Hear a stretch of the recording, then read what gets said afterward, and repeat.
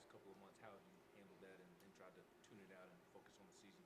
Yeah, I mean, it's kind of like the whole, draft predictions and stuff like that as well. You kind of have to address it and move on because it's a real thing. People are obviously going to talk about it all over social media and stuff, and you see it. You just kind of have to address it and move on. So you can, stay day by day and just kind of keep focused on what the team is trying to accomplish. Jared mentioned new pitch. What's that? It's not really a new pitch. It's just one I've been working on. My curveball from last year has gotten a lot better this year, or I should say this spring. So I'm really excited to kind of use that to both lefties and righties. Obviously, my slider is still really, really good, and that'll be probably the primary one. But just trying to have more of a mix in there, just kind of throw hitters off. Was just having that mix reason why that was a point of emphasis or anything? Yeah. I mean, last year I was heavily fastball slider, and so hitters are going to be more prepared for me. So I kind of took it and I was like, I got to be more prepared for them. So if I have all four of my pitches working the way I want to, it's going to be pretty tough out there for them. And all I have to do is just throw strikes.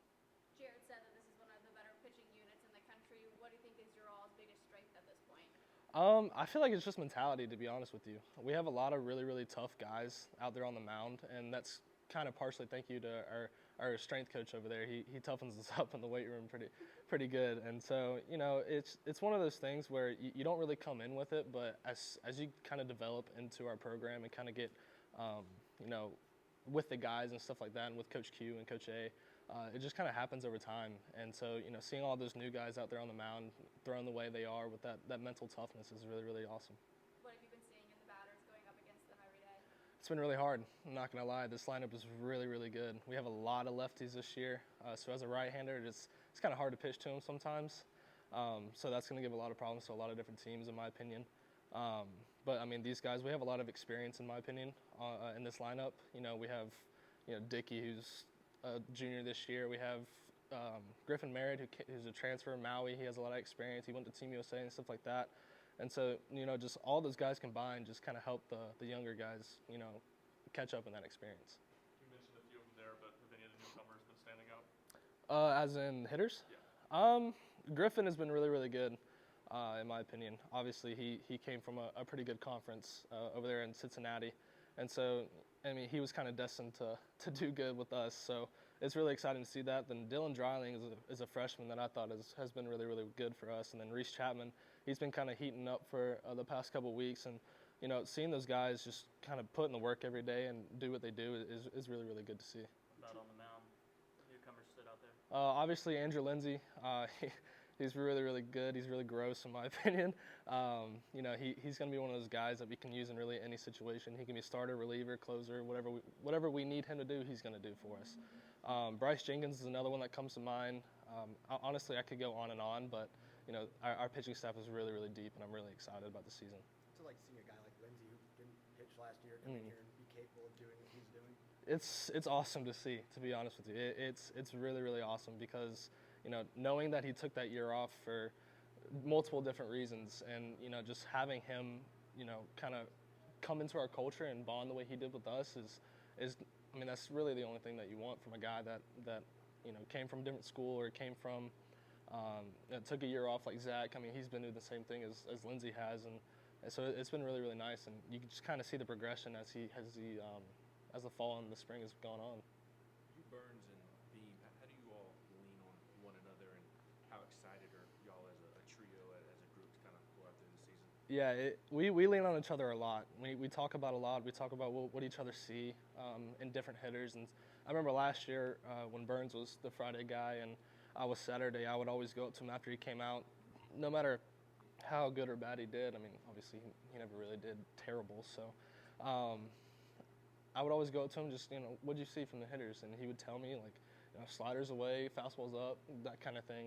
And so that's one way that we lean on each other. But we also lean on each other in a more mental aspect, just knowing that we have each other's backs no matter what the rotation is going to be and things like that. So I mean, having those three, we call it the big three. I don't know if you saw that post, but it's really, really fun to have those guys behind me. How are those two different as pitchers as sophomores this year? I feel like their mental game has gotten a lot better. Obviously, Burns and Beam are very good pitchers, and they could pitch Friday night at any school in the country. But if you really kind of take the time and get to know them, their mental aspect of the game is awesome. I mean, they're super focused, they're super locked in. They put in all the work that you could ever ask them to, and I feel like that's what the coaches want. Does anything change for you if you're settling into that Friday night role opposed to last year when you were more of a Saturday guy? No, nothing really changes. I mean, maybe the game time for different games, but that's the only thing that changes. Mentality, everything stays the same, routine stays the same, and you just kind of have to go out there and pitch. Where do you feel like you're at pitch count-wise heading into Arizona? Because Tony said he's going to try to limit starters a little bit. Yeah, I feel like I'm in a really good spot. My arm is feeling really, really good. I feel like I can go as long as they need me to. Obviously, with how smart Coach A and Coach V are together, they're not going to let us go 100-plus pitches in the first weekend.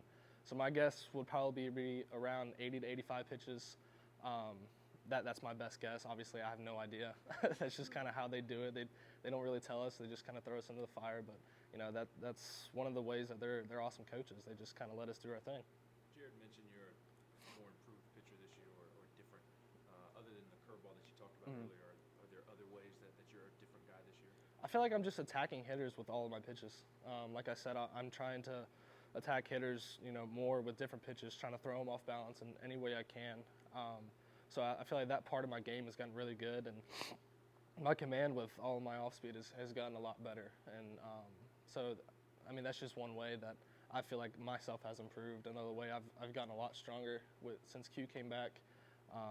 But I mean, other than that, everything just kind of stays the same. A couple more. You had probably heard about Q when you got in here and didn't Yeah. get to work with him. What was it like when he came back and you got a chance to work with him? So I worked with him in the fall last year, and we had a really, really good, strong relationship because I came on my visit during the summer when really nobody was here, and we kind of clicked. It was really awesome, and that's one of the reasons why I came here. It's just because of the bond that Coach Q and I had, along with the other coaches. But since he's come back, our relationship has gotten nothing but stronger. He has a lot of information that he wants to give to us as players, getting ready for pro ball and stuff like that, and just kind of showing us how the business side of the pro ball works and how bad it could be sometimes, I guess you could say. But he's an awesome guy, and he has nothing but knowledge for us, and it's really awesome. New technology that you guys have are the wristbands now. Yeah. Everyone in that field has them. Have you been able to use them yet? Kind of Yeah. how is it adjusting to that? So I used it this past Friday whenever we had that scrimmage. It was a little tough to adjust to just because I'm so used to looking at the catcher, and there was one time I got on the mound, I didn't even look at it, and I started just looking at Chuck while he was down there, and I just saw it and I stepped off. And I completely forgot about it, but I mean, it's going to take some time to get used to. But I feel like once we get used to it, the pace of play of the game, I think we played Friday's game in 2.5 hours, which is pretty speedy for a 9-inning game. And so, it's going to be an advantage to us because we're ready, at all times. So it's going to be really nice. So you saw kind of like a direct correlation to it speeding up the game a little bit, or is that just kind of how you guys were flowing on Friday?